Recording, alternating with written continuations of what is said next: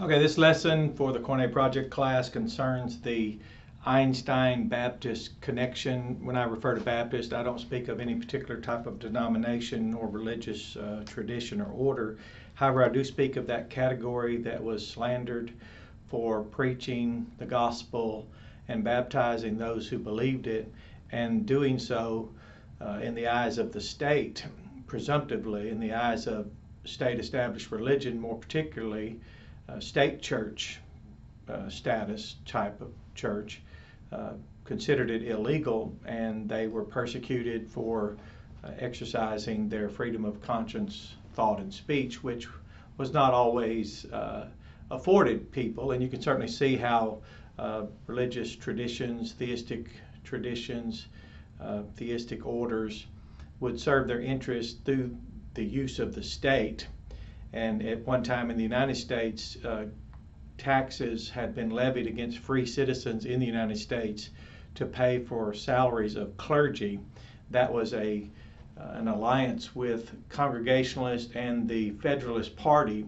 So the disestablishment of religion was very much to the interest of Baptists, who saw that as an affront to the kingdom of God, the soul liberties of man, and the freedom of all men, all creatures, men created by God, to exercise their freedom of conscience, thought, and speech. So the Einstein Connection was noticed in this book. It's called Essential Einstein, Everything You Need to Know About the World's Most Acclaimed Genius, and this is by Shanna Pure and Cynthia Phillips, PhD. And I hope I pronounced that correctly. I didn't bother to look that up. But in this book about Einstein, they said that Einstein was able to successfully reconcile his interest in religion and science. So what of his third major occupation, politics? Could government and religion coexist in Einstein's world of activism?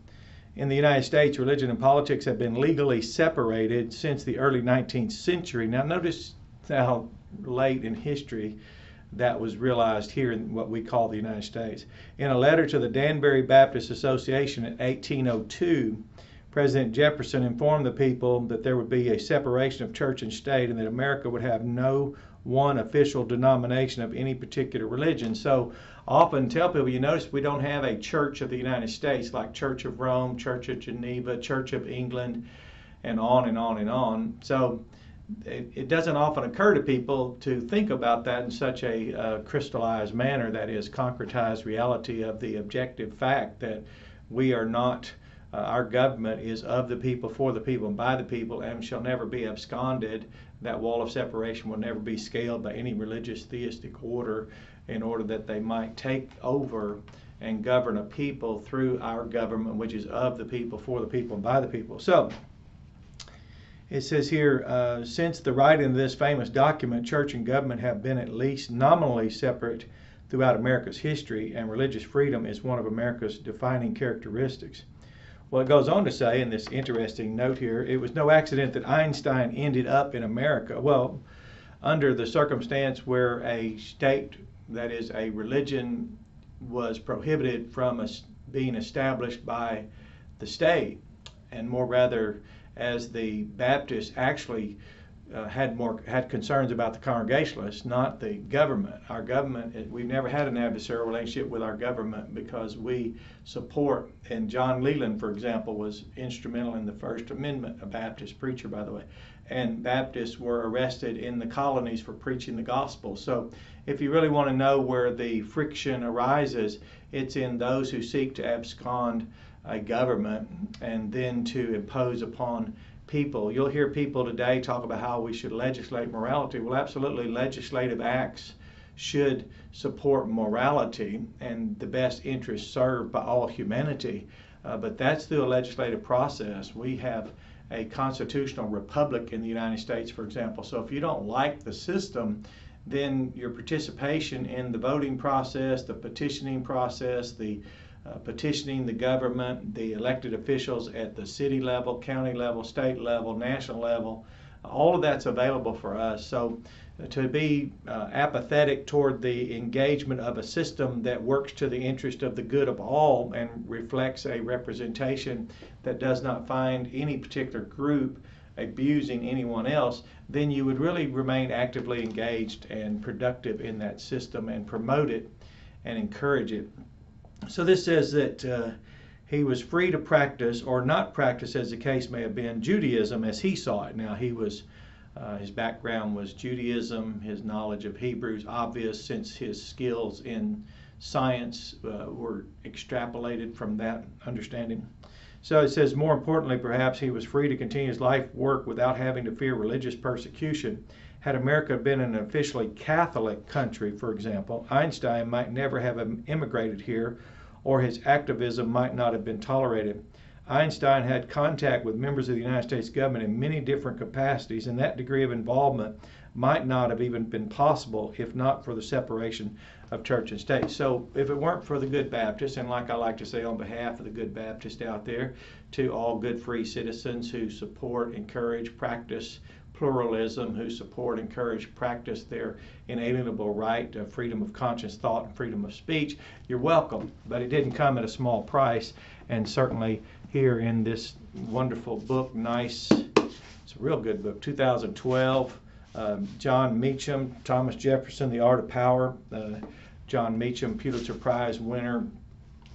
Here on page 367, he mentions in quotes here, in a reply he offered, talking about Thomas Jefferson, replying to the Danbury Baptist, believing with you that religion is a matter which lies solely between man and his God, that he owes account, notice this, owes account, none other for his faith or his worship, that the legitimate powers of government reach actions only and not opinions, I contemplate with sovereign reverence that act of the whole American people, which declared that their legislature should make no law respecting an establishment of religion or prohibiting the free exercise thereof, thus building a wall of separation between church and state. So that's the Einstein Connection, Einstein-Baptist Connection, if you're unaware of that history. Also, as I always like to just toss in, because it's very encouraging, because the Trail of Blood, which is a historical narrative of the Lord's churches for the 2,000 years since Christ was here on the earth with his original church, the kind of church that not even the gates of Hades would prevail against and power down, overpower.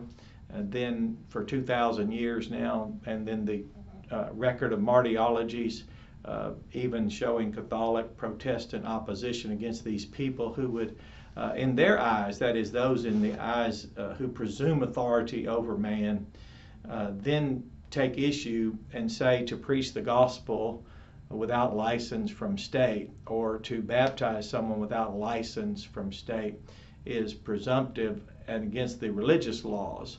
So they would then go out and persecute.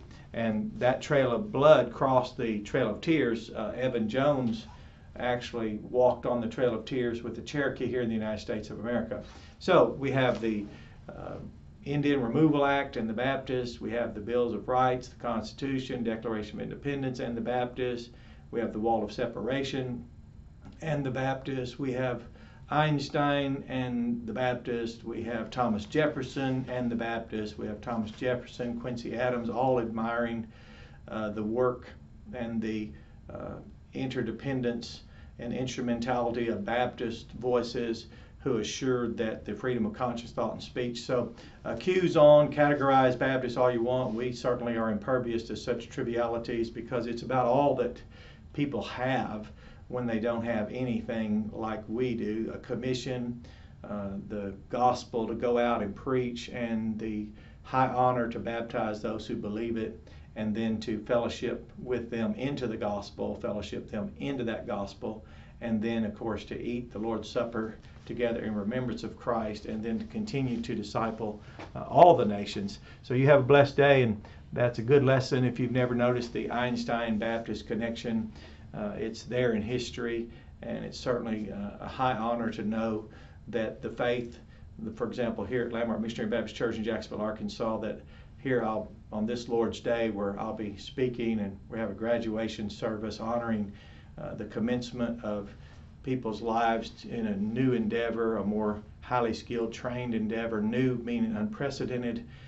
It's a high honor to know that that faith that we're practicing this morning is the very faith that has seen all the great things that God has done throughout history for 2,000 years since His Son came and fulfilled the old covenant, brought in and accomplished the new covenant, unprecedented covenant, and thus we now move forward in unprecedented ways. So you have a blessed Lord's Day and enjoy this lesson.